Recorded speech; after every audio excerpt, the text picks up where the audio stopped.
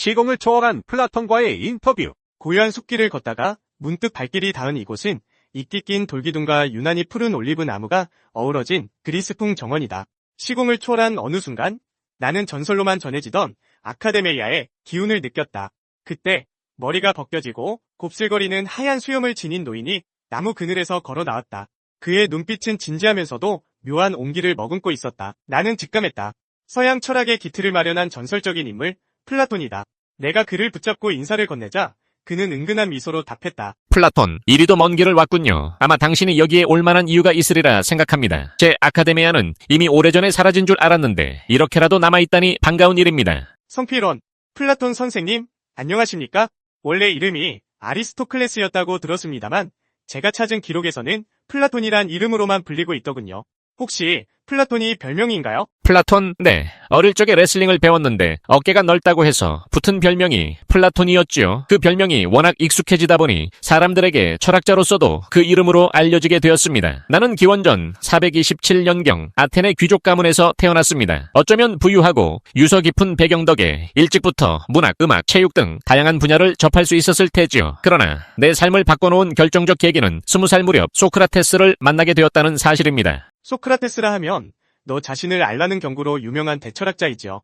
그분과의 만남이 선생님의 철학적 토대를 만들었다고 들었습니다. 플라톤, 맞습니다. 소크라테스를 만나기 전까진 시인이나 정치가가 되고 싶었어요. 하지만 그분이 보여준 문답법에 충격을 받고 진정한 지혜가 무엇인지 찾아가는 길에 나섰지요. 소크라테스의 논박과 탐구 태도는 정말로 새로운 세계를 열어주었습니다. 성필원, 선생님이 젊은 시절 겪은 가장 큰 사건 중 하나가 바로 소크라테스의 재판과 사형이었을 듯합니다. 그 일이 플라톤 선생님 철학에 어떤 영향을 주었나요? 스승 소크라테스가 젊은이를 타락시키고 국가가 인정하는 신들을 믿지 않는다는 죄목으로 사형 선고를 받았을 때 나는 큰 충격을 받았습니다. 정의나 참된 지혜를 탐구하던 분이 아테네 민주정의 법정에서 부당한 판결을 받은 것이니까요. 그 후로 나는 과연 올바름은 무엇이며 좋은 정치란 어떤 것인가 라는 문제를 더욱 깊이 고민하게 되었습니다. 그리고 소크라테스가 남긴 업적을 기록하기 위해 소크라테스의 변론이나 크리톤, 파이돈과 같은 대화편을 쓰기도 했지요. 스승의 죽음은 내 철학적 과제이자 평생의 트라우마가 되었다고 할 수 있습니다. 선생님의 철학을 이야기할 때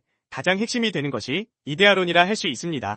감각세계의 사물은 이데아를 모방한 그림자일 뿐 오직 이데아가 진정한 실제다라는 말씀이 여전히 사람들에게 신선한 충격인데요. 어떤 발상에서 비롯된 것인가요? 내가 관찰한 세상은 끊임없이 변화하고 감각으로 파악되는 대상은 영속적이지 않더군요. 그렇다면 변하지 않는 참된 실제가 있을까를 고심했고 이성을 통해 파악되는 보편적이고 영원한 형상이 바로 그 해답이라는 결론에 이르렀습니다. 예를 들어 세상에는 여러 형태의 아름다운 것들이 꽤 있지만 그 모든 아름다움을 가능케 하는 아름다움 자체가 존재한다는 거죠. 그 아름다움 자체가 이데아입니다. 우리가 보거나 만질 수는 없지만 사유를 통해서만 파악되는 진정한 실제이지요. 그렇다면 이데아는 어디에 존재한다고 말할 수 있나요? 그리고 우리는 어떻게 이데아를 알 수 있습니까? 이데아는 감각세계와 분리된 별도의 차원에 존재한다고 보는 편이 맞습니다. 이를 직접적으로 느낄 수는 없지만 영혼의 회상 과정에서 그 조각을 되살릴 수 있습니다. 우리의 영혼은 이미 이데아 세계를 보았던 경험이 있으니 학습이란 사실상 기억을 되찾는 과정이 되는 셈이지요. 이데아론 하면 동굴의 비유도 빼놓을 수 없습니다. 국가 7권에서 언급되는 이야기 덕분에 이데아론이 한층 더 생생하게 다가온다는 평가가 많습니다. 동굴 속에 사슬로 묶여 그림자만 보고 살아가는 사람들은 실제 사물과 빛을 접하지 못하고 그림자를 현실 그 자체로 착각합니다. 그러나 만약 이 중 한 사람이 사슬에서 풀려 동굴 밖을 나가 햇빛 아래에서 진정한 실제를 본다면 처음엔 눈이 부시고 혼란스러울 겁니다. 그러나 곧 내가 전에 보았던 건 단지 그림자였구나 라는 깨달음을 얻게 되지요. 그리고 다시 동료들을 구하기 위해 동굴 안으로 돌아가려 해도 그들은 이 사람을 미쳤다고 비난하거나 배척할 수도 있습니다. 이 이야기는 진리로 가는 길이 얼마나 험난한지와 동시에 철학자가 궁극적 실제를 찾고 다시 공동체로 돌아와 사람들을 이끌어야 하는 사명을 상징합니다. 선생님이 국가에서 제시하신 철인정치, 사상은 오늘날에도 많은 화두를 던집니다. 지혜로운 사람이 통치해야 사회가 정의로워진다는 논리인데 시대를 초월해 계속 논쟁거리인 듯합니다. 나는 소크라테스가 부당하게 죽음을 맞은 아테네의 현실을 직접 목도했습니다. 그 경험을 통해 정말 올바른 정치란 무엇일까를 고민했죠. 결론은 단순히 다수의 민의를 따르는 민주정의나 혈통에 의한 귀족정만으로는 정의를 보장하기 어렵다는 점이었습니다. 그래서 이데아적 선을 인식하고 참된 지혜를 갖춘 철학자, 즉 진정한 삶을 지닌 이들이 나라를 통치한다면 정의로운 사회가 실현될 수 있지 않을까 생각했죠. 물론 이 이상적인 가정이 현실적으로 얼마나 가능하냐는 또 다른 문제이긴 합니다. 현대에선 전문가 정치, 엘리트주의 혹은 반민주적 발상이라고 비판받을 때도 있습니다. 내가 꿈꾼 철인 정치는 독재와는 다릅니다. 진정한 철학자는 사리사욕 없이 공공선을 위해 헌신하죠. 하지만 현실에서는 대개 권력을 잡는 순간 인간이 타락하는 경향이 있으니 실제로 이루기 어려운 이상향일 수도 있겠지요. 스승 소크라테스가 처형된 뒤 여러 곳을 여행하신 것으로 알고 있습니다. 그리고 아테네로 돌아와 아카데메이아를 세워 가르치셨지요.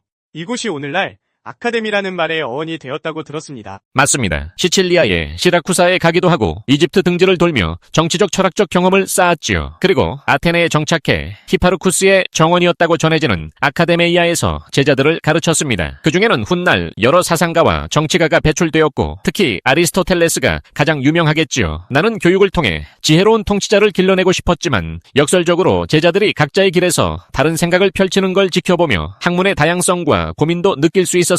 선생님은 대화편을 많이 남겼는데요. 왜 전부 소크라테스라는 인물을 화자로 내세운 건가요? 정작 본인의 직접적 목소리는 거의 없다는 평가도 있는데요. 소크라테스가 나의 스승이자 철학의 스파크를 터뜨려준 분이었으니까요. 그리고 나는 대화 방식 자체가 사유의 본질이라고 생각했습니다. 철학은 누군가의 독백이 아니라 서로 묻고 답하는 가운데 진리로 다가가는 과정이니까요. 그래서 대화편을 선호했습니다. 마치 연극처럼 독자들이 함께 참여해 그 논리를 따라가도록 만들고 싶었어요. 또 나 개인이 직접 이것이 진리다 하고 선포하는 걸 피하려는 의도도 있었습니다. 마지막으로 오늘날을 살아가는 우리에게 해주고 싶은 말씀이 있으신가요? 21세기에는 과학기술이 발달하고 정보가 넘쳐나지만 정작 진정한 삶에 대한 갈망도 여전하거든요. 나는 철학은 필연적으로 철학이 아니라 필로소피아, 즉 지혜를 사랑하는 일이라고 생각합니다. 중요한 건 사랑의 열정이지요. 동굴 속에서 벗어나 빛을 보려는 사람, 이데아적 선을 알고자 하는 사람, 그리고 그것을 다시 공동체와 나누려는 사람이 많아질수록 세상은 조금 더 나아질 겁니다. 물론 길은 험난하고 동굴 안에 남아있는 이들의 냉소도 만만치 않겠지요. 하지만 진리를 사랑하고 기꺼이 탐구하고 삶에 실천하는 태도만이 우리 영혼을 풍요롭게 해줄 것입니다. 감사합니다. 선생님, 길이 험난해도 진리를 향해 나아가겠다는 다짐을 다시금하게 됩니다.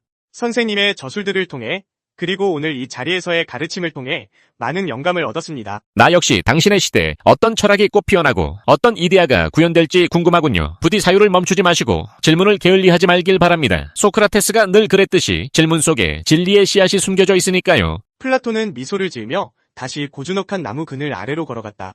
아카데메이아의 공기는 여전히 맑았고 바람에 실려오는 지혜에 속삭임이 정원을 감싸고 있었다. 나는 잠시 시선을 돌려 발길을 옮겼다.